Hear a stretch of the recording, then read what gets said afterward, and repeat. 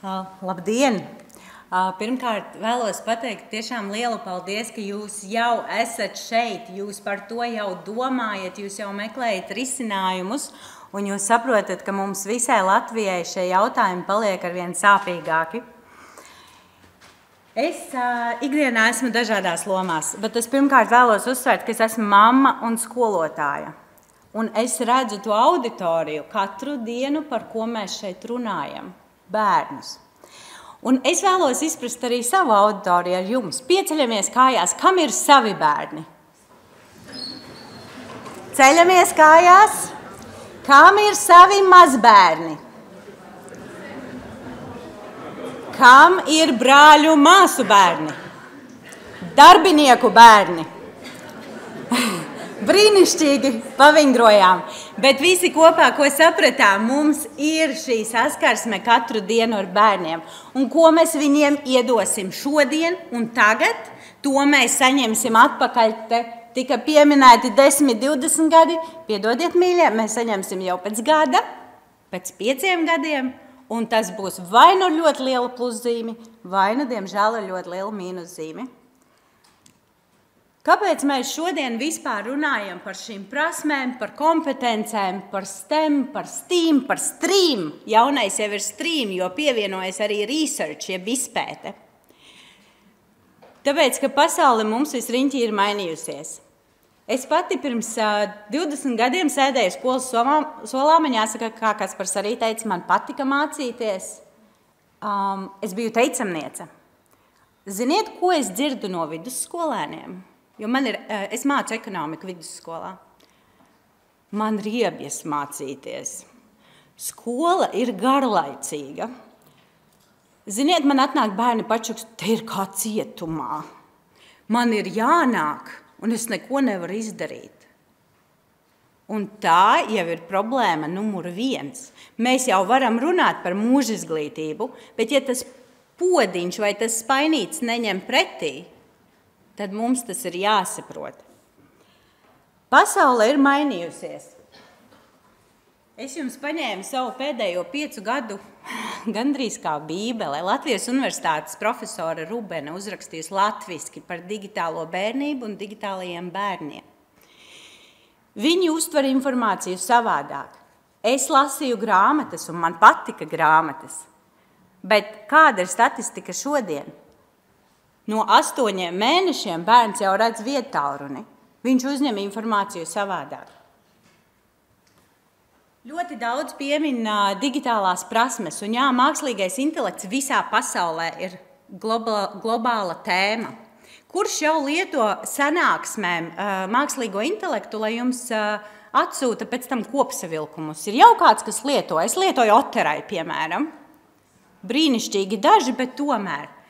Ziniet, ko es vakar izlasīju? Nākamais līmenis. Pašam uz sanāksmi vairs nav jāiet. Aiziet tikai mākslīgais intelekts un atsūta kopsavilkumu.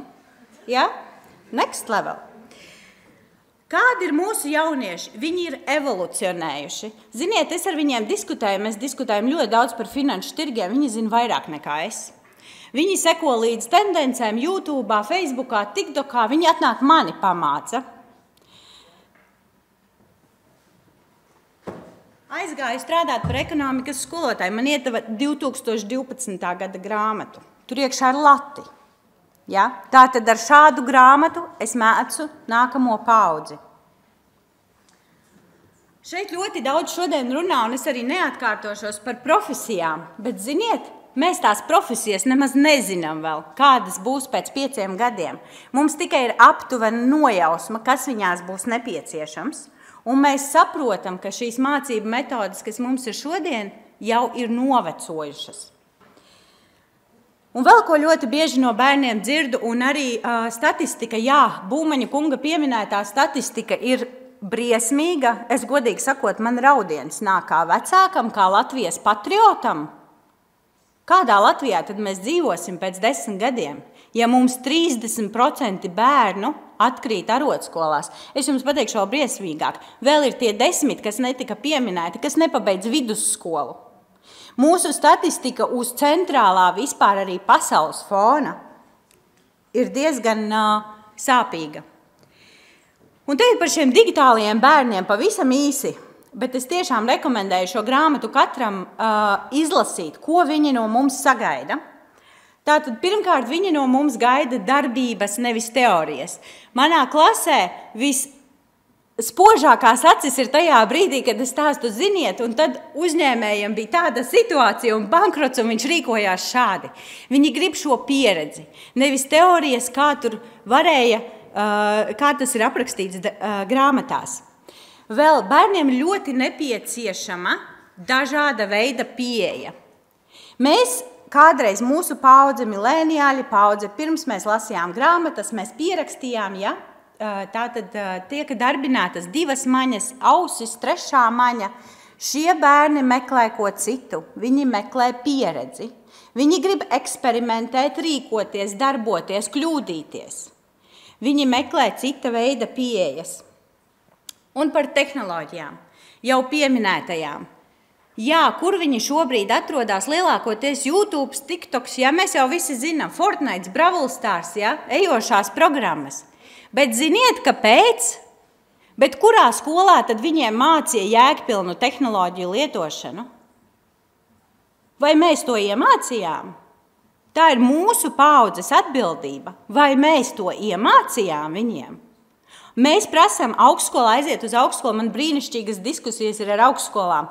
Tepat Valmierā virtuālās realitātes laboratorija, labākā Baltijā, atnāk no vidusskolas. Kurš no viņiem māk to lietot?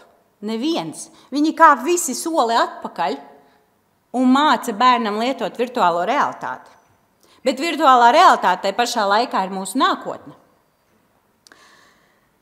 Un vēl ko bērni meklē, tā ir cilvēcība. Mūsu kā skolotāju, kā vecāku, kā sabiedrības, kā nozares profesionāļu, brīnišķīgi, ka šeit ir uzņēmēji, cilvēcība, empātija, skaidrot, mācīt, un pieņemt viņus kā līdzvērtīgus, kuriem mēs esam kā pavadoņi mācību procesā. Un tagad puzlītes otra puse. Ko mēs gaidām no šī kompetentā darbinieka? Patiesībā to pašu, ko digitālais bērns gaida no mums. Ja? Kompetentam darbiniekam ir jābūt pirmkārt tehnoloģiski advancētam. Vienalga, vai viņš strādā Latvijas finierī, vai viņš strādā komunikāciju sfērā vai žurnālistikā, vai sēž ministrijā. Pirmais ir pārzināt tehnoloģijas. Lietot tās, nevis tehnoloģijas lieto mūs, bet mēs lietojam tehnoloģijas. Mēs uz telefona mākam programmēt, mēs mākam izveidot weblapas, mēs mākam atbildēt ātri uz saviem e-pastiem un aizsūtīt mākslīgo intelektu, noklausīties to mītingu, uz kuru mēs paši nevaram aiziet. Par zaļo un ilgtspējīgo domāšanu, tas arī ir tas, ko mēs sagaidām no kompetenta darbinieka. Un te jau pieminēja, atkārtošos, ja, par kritisko analīzi, par lielu datu analīzi, par virtuālo paplašināto realitāti. Ziniet, kā mācās armijā helikopterus vadīt? Ar virtuālo realitāti. Un, protams, šī spēja sadarboties, jā, visi soft skilli, jā, un mācīšanās, bet es tad vēlreiz gribu jums pajautāt. Mēs gaidām no šī kompetentā nākotnes darbinieka tik daudz spējas, bet mēs viņam iedodam 2012. gada grāmatu. Tas ir kompetents mācību līdzeklis. Un te, ko jau pieminēja, bija jau Kaspars statistiku uzlicis, es nedodu no citas puses par Latvijas digitālo pratību mūsu sabiedrības vidū. Ja mēs redzam lietuvieši, igauņi paskrējuši garām, tāpat kā iepriekš statistikā, šobrīd turamies daudz maz līdzvērtīgi ar Poliju un pagaidām esam augstāk kā Rumānija. Es jums tūlīt paskaidrošu, kāpēc saku pagaidām. Igaunija. Nav jau noslēpums, kāpēc viņi ir 12 gadus mums priekšā, jo viņi 12 gadus ievieši tehnoloģijas skolā. Mērķtiecīgi izlēma, mēs būsim digitālie igauņi un izdarīja. Bērnu dārzos viņi mācās programmēšanu. Man atbrauc 8. 9. klases bērni uz STEAM centru, un viņi nevar izdarīt to, ko Igaunijā dara 3-gadnieks bērnu dārzā. Un tas ir šaušalīgi. Tas tiešām tā ir. Lietuva bija iekavējusies, bet ko līdz Eiropas Savienība atvēra atveseļošanas un noturības mehānisma fondus, viņi uzreiz pieprasīja attiecīgi investīcijas, aprīkoja 150 skolas un atvēra 10 STEAM centrus pa reģioniem. Polija, tas pats, ko līdz bija pieejami šie fondi, tika investēti vairāk kā 500 miljoni 4 gadu periodā, tādējādi pārklājot 25% mācību iestāžu. Viņu princips ir, ka skolas ar tehnoloģijām dalās, lai tehnoloģijas tiek pēc iespējas produktīvi lietotas. Ja? Katrā stundā nelietosim tehnoloģijas, tā arī taisnība, te jau iepriekš arī minēja. Un Rumānija, kāpēc es jums uzsveru Rumāniju? Tāpēc, ka es baidos, ka pēc 5 gadiem, labi, varbūt 10, latvieši brauks lasīt zemenes nevis uz Īriju, bet uz Rumāniju, jo Rumāņi atvēra tikko arī gandrīz 1200 STEAM laboratorijas, kas ir nosedz viņu reģionus un arī dod iespēju skolām braukt uz blokstundām un bērniem mācīties caur šo pieredzi, bet principā, jā, milzīgs uzsvars ir tieši uz tehnoloģisko nākotni. Kad es biju Dānijā, Dānija ir uzņēmusi kursu robotika, un viņi arī šobrīd kā valsts, viņiem gan skolā ir ļoti aktīvi pirmsskolās robotika, gan, ja jūs paskatīsieties starptautiski, viņu uzņēmumi ražo robotikas komponentes un izceļās ar robotikas sfēru tieši. Vēl neliela atkāpe par STEM un STEAM. Apvienotajā karalistē jau trešdaļa no darba spēka darbojas STEM jomās. Tas bija, ko es iepriekš teicu, mēs nevaram vēl pateikt, kādas tieši būs profesijas, bet jomas, sfēras, nozares mēs varam izdalīt. Un prognozēts, ka līdz 2030. gadam tas pieaugs vēl par 10%. Un vēl kas ļoti svarīgi, ko nozīmē vēl moderns mācību process? Tas ir laimīgs bērns. Tas ir bērns, kurš grib mācīties, kurš grib iet uz skolu, kurš ņem pretī to informāciju un kurš nejūtās skolā kā piespiedu kārtā, bet viņš tur jūtās pozitīvi un pilnvērtīgs. Un mēs atceramies tikai 10% no tā, ko mēs izlasam, bet mēs varam saglabāt atmiņā pat 90% no tā, ko mēs piedzīvojam. Un šeit par STEAM pieeju, kāpēc tā ir savādāka? Jo tā orientējas no skolotājs dod informāciju, uz mēs kopā veidojam projektu, mēs sasaistam tātad dabas zinības, tehnoloģijas, inženierzinības, mākslu, pētniecību, matemātiku, un mēs to saliekam vienā loģiskā posmā, nevis atrauti, kā šobrīd bērni man citreiz jautā, kāpēc man tā Pitagora teorēma vispār vajadzīga, jo neviens viņam neparāda, kur to izmantot. Un te nedaudz, kā mēs to daram. Tātad mēs sākotnēji braucām uz skolām.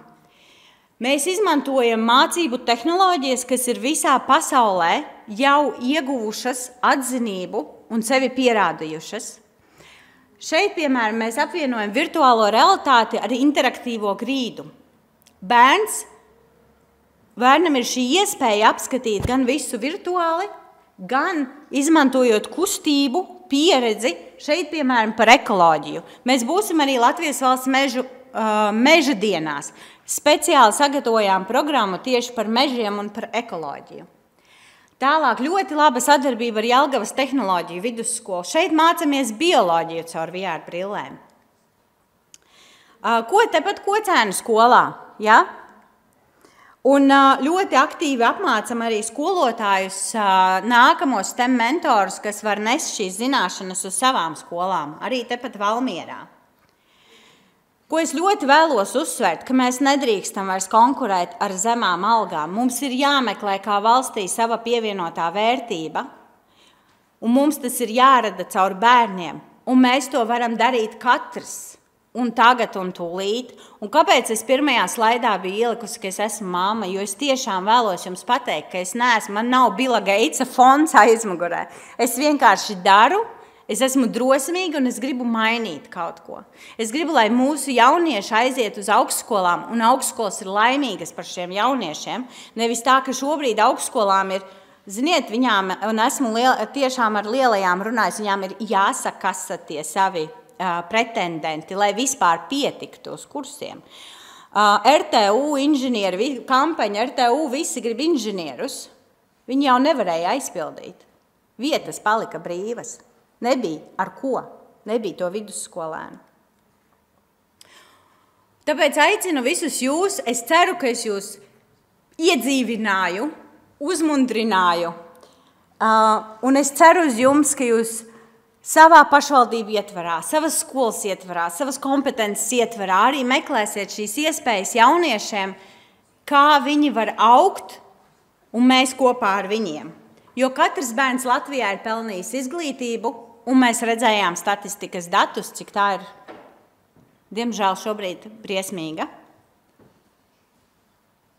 Esmu atvērta jautājumiem un lūdzu, droši nāciet pie manis, brauciet pie mums uz STEAM izglītības un tehnoloģiju centru Siguldā, vai sazinieties, brauciet ar bērniem, un jūs redzēsiet, kā mainās viņu sejas, jo pēc katras klases, kad viņas atbrauc, ziniet, ko viņas mums saka? Šī ir labākā diena manā mācību mūžā.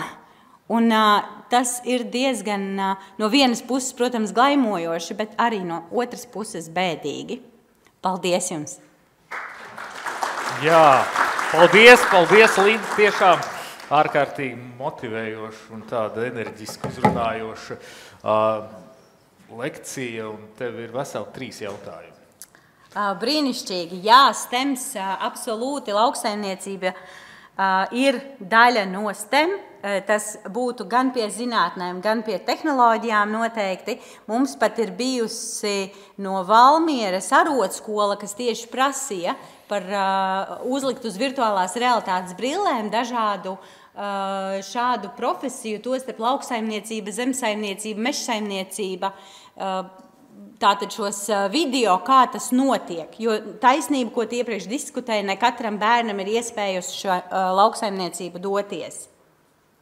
Un mēs runājam par dažādām profesijām, mums ir nodarbības par dažādā veida profesijām, bet principā šo STEAM centru būtība ir būt atbalstam mācību vielas apguvē. Tātad, piemēram, ja matemātikas skolotājam ir grūti izskaidrot Pitagora teorēmu, mēs viņu izskaidrot no dažādiem citiem veidiem, tostarp izmantojot virtuālo realitāti, dažādus aprēķinus, un bērns apskatās ģeometriskās figūras virtuāli, sirdi virtuāli.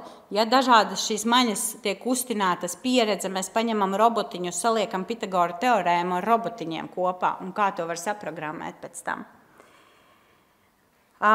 Digitālās prasmes. Nākotnē mums būs dažādas sociālās prasmes nepieciešamas, tostarp gan komunicēt digitāli, gan komunicēt dzīvē, gan komunicēt ar botiem, ja dot botiem promptus.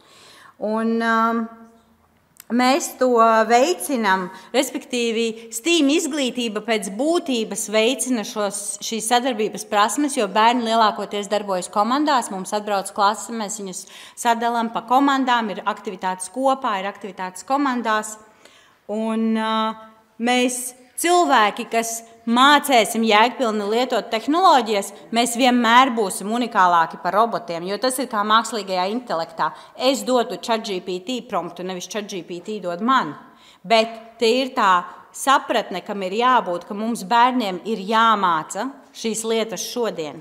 Ziniet, ar citu vēl par mākslīgo intelektu ekonomikā, es viņu daudz sasaistu saviem jauniešiem, un pirmajā reizē, kad es viņiem teicu, tagad mēs taisīsim biznesa plāna projekcijas modeļus ar mākslīgajiem intelektiem, viņi smējās, jo viņiem neviens cits skolotājs neļauj lietot ChatGPT, un es teicu, nē, tā nevar. Jums ir jāmāk lietot ChatGPT, jo jūs tūlīt iziesiet darba tirgu, un vai nu jūs atkal attiecīgi mākat dot promptu ChatGPT, vai jūs to nemākat izmantot. Tā ir milzīga prasme šobrīd augoša mākslīgais intelekts.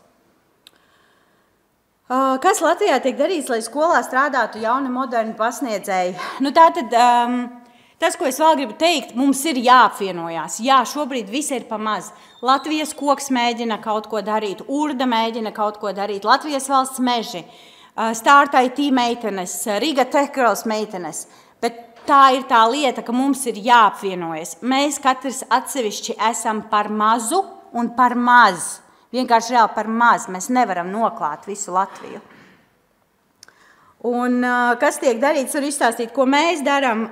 Mēs regulāri uzņemam skolotājus mācīties. Mums ir STEM mentora programma, kurā mēs apmācam skolotājus. Mums ir 25 skolotāji pa dažādiem Latvijas novadiem ar cerību, ka viņi tātad nākotnē ir finansējums, viņi var nest to tālāk savā novadā, šī STEM izglītību, zināšanas.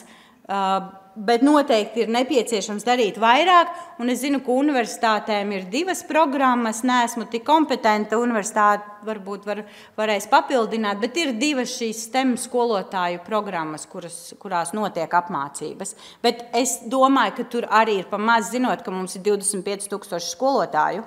Man liekas, ka tur 100 iet cauri, tas arī ir par maz. Paldies, Linda. Paldies jums. Man vēl no manas puses būs. Man no rīta Artūrs Bukans nomotivēja, kā saka, uzdot provokatīvus jautājumus. Jautājums tāds. Tu rādīji piemēru, ko izdarīja Igauņi, tur jau pirms 11 gadiem, ko izdarīja lietuvieši nesen, ko dara rumāņi tagad. Tu savas iespējas robežās dari to, ko tu vari, bet pieņemsim, iedomājamies tagad tādu nereālu situāciju, bet tomēr tev ir iespēja mainīt Latviju. Un kas būtu tie 3, 3 kā klasika, ja? 3 soļi, kurus tu darītu, mēs redzējām dažādus piemērus, bet ko tu darītu, lai Latvijā mēs tagad ar steigu kaut ko reāli izmainītu un iet uz priekšu, lai pietuvotos tiem, kuri mūs ir apsteiguši? Brīnišķīgs jautājums. Paldies. Pirmais. Katrā novadā es atvērtu STEM centru. Jautājums tur, kur ir Vizijums un CSU kosmosa centrs, tur varbūt nav atsevišķi nepieciešams STEAM centrs, vienkārši tur jāintegrē šīs mācības iekšā.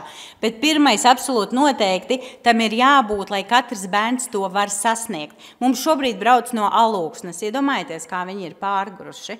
Tas patiesībā ir ļoti liels izaicinājums, bet tas reizē arī liecina, ka skolotāji meklē šīs atbildes. Tātad pirmais šāds centrs katrā novadā, un tur noteikti ir jāapvienojas pašvaldībai un uzņēmējiem. Citādi tas nav iespējams vienkārši.